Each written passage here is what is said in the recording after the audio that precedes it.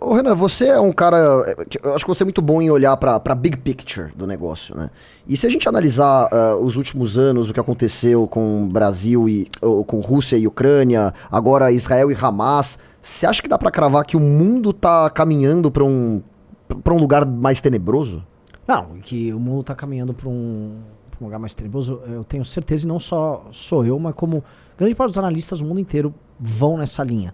Porque a ideia da Pax Americana pós-queda do Muro de Berlim, pós-queda da União Soviética, ela durou na prática nos anos 90. Né? Você tem um fim simbólico dela ali com a queda das Torres Gêmeas, os Estados Unidos tendo que puxar uma guerra ali no Afeganistão e no Iraque.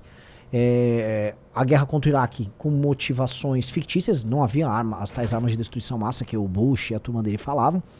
E a crise econômica de 2008, acontecendo paralelamente o crescimento econômico da China, a China se reforçando como potência, e um mundo que era unipolar, ele passa a ser, no mínimo, bipolar, mas ele está pintando para uma multipolaridade. Os Estados Unidos muito possivelmente vão deixar de ser a maior economia do mundo aí ao longo dos próximos 10 anos. Então o mundo vem mudando e isso, todo clima de mudança traz um clima de instabilidade. Existe o que muitos, não só historiadores, mas assim, analistas de geopolítica falam, se não me engano, o próprio, aquele cara do Antifrágil, eu sempre esqueço o nome dele, ele comenta... Taleb? Isso, que é a ideia da armadilha de Tucídides, né? Que é quando uma potência em ascensão, como ela se relaciona com a potência decadente. Eu até comprei o livro A Guerra do Peloponeso do Tucídides para ler, ainda não comecei a ler, para ver como é que foi a relação Esparta-Atenas, relação de queda, uma potência em ascensão com outra potência em queda ali, porque esse momento dessa transição do poder que chega no topo e começa a declinar com o poder que está ascendendo, sempre é uma relação muito conflituosa, né? E não é fácil resolver isso aí. Então o mundo vai se tornar um lugar muito mais difícil. Na verdade, a nossa geração, eu acho que ela vai ver muita coisa estranha acontecer. Ainda mais porque a gente ainda tem uma mudança tecnológica. Tudo tá mudando, né? Assim, a gente não tem a menor ideia como vai ser daqui a 10 anos. E a gente só sabe que vai ser profundamente diferente de 10 anos atrás. Renan, eu queria só fazer um ponto até que a galera tá trazendo aqui nos comentários. Não é relacionado ao debate aí, né, de Israel, Hamas, só esse ponto de Estados Unidos deixar de ser a maior economia do mundo. Eu particularmente não concordo com a tese, e por dois motivos principais que são bons aqui para o debate. Um deles é a questão da crença de que o liberalismo econômico, com todas as nuances que a gente sempre debate, né, mas o modelo chinês eu não acredito que vai dar certo, mas esse é um debate bem longo. Eu acredito que o modelo americano, ele no longo prazo entrega mais resultado. Mas um outro que me surpreende muito quando eu vi um gráfico recente, que é o bônus demográfico, ou seja, aquela pirâmide, né, a população continua tendo filhos, então a população do país aumenta e o PIB, a força dele frente à economia mundial também aumenta.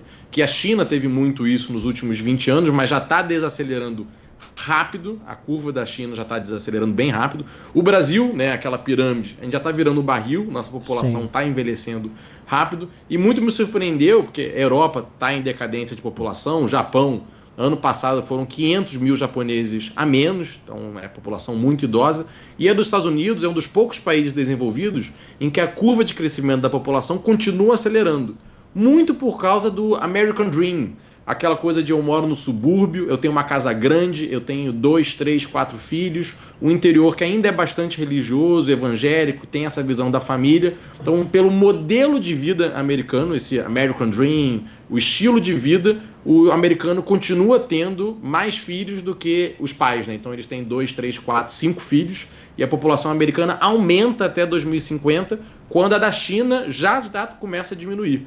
Então, além dos fatores econômicos, se a China, de fato, começar a estagnar do ponto de vista de população e os Estados Unidos continuar crescendo, fica muito difícil a China passar o PIB dos Estados Unidos.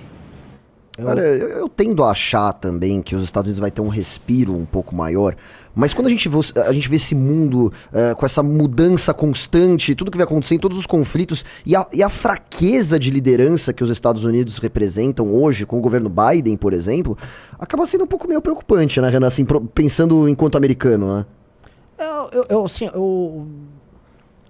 Militarmente, eu acho que os Estados Unidos, eu acho que eles não vão conseguir sustentar a posição de xerife do mundo. Eu acho que isso aí vai passar por alterações. Economicamente, isso que o Pedro disse é interessante porque dá uma longa discussão. Eu não concordo com o aspecto da população americana por um detalhe. A população americana cresce por conta da imigração. você tem dois perfis diferentes de imigrantes.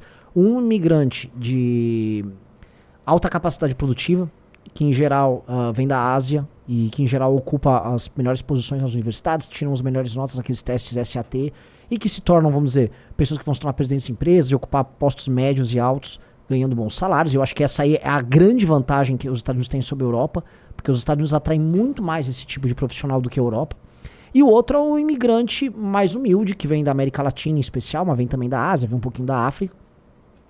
E esse imigrante ele não consegue apresentar o mesmo grau de produtividade do que o americano standard ali, né? Pelo menos no estatísticas recentes deles estavam indo nessa linha. Então, você vai ter uma mudança demográfica nos Estados Unidos. O americano clássico, vamos colocar, o americano em geral, o WASP, né? White, Anglo-Saxon and Protestant, branco, anglo-saxão e protestante. Esse cara, ele tá apresentando uma diminuição da natalidade dele grande, mesmo nos interiores. Então, o perfil demográfico vai mudar. Eu creio que o que vai acontecer nos Estados Unidos é que eles vão se tornar mais parecidos com um país desigual como nós, com estratos diferentes da sociedade, ganhando valores diferentes, né? E eu acho que isso vai ter mudanças eleitorais, políticas ali dentro.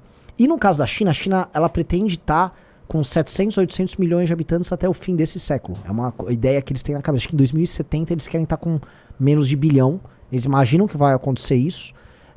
Porém, uma população menor com, vamos dizer, uma renda extremamente alta. E é como se fosse uma hipercoreia. Grandes marcas globais competindo com os Estados Unidos vamos dizer, na fronteira do conhecimento, porém com uma população de mais de dobro dos Estados Unidos. Seria essa a expectativa deles. Se eles conseguem fazer isso com grandes marcas e na fronteira da tecnologia, e sendo a potência na região hoje que mais importa no mundo, que é ali no Mar Amarelo, vai dar, assim, eu não vejo como não dar uma treta e não vejo também como não ter, no mínimo, uma ultrapassagem, que eu acho que vai acontecer, eles estarem ali no pau a pau. Eu acho que é inevitável. Jota, você tá tudo quietinho aí? Você quer entrar nesse debate? Você quer participar da próxima pauta? Eu achei engraçado porque, assim, uns 5 minutos antes de começar o News, eu tava falando pro Merreiro o quanto eu odiava discutir política internacional. Então, e desde que eu sentei aqui, assim, o Merreiro ele me olha assim, vamos discutir os Estados Unidos? Vamos discutir a China? É que só tem isso, assim. Né? Não, a gente pode discutir, assim, alguma coisa bosta do Brasil. É que, assim, às vezes a gente discute política internacional também, é uma maneira de fugir, sei lá. É um escapismo. É um escapismo, tipo assim, o Fufuca pegou eu adoro Fufuca. Um novo departamento aí numa empresa pública. O Ricardo Nunes tá com mais uma obra superfaturada em São Paulo.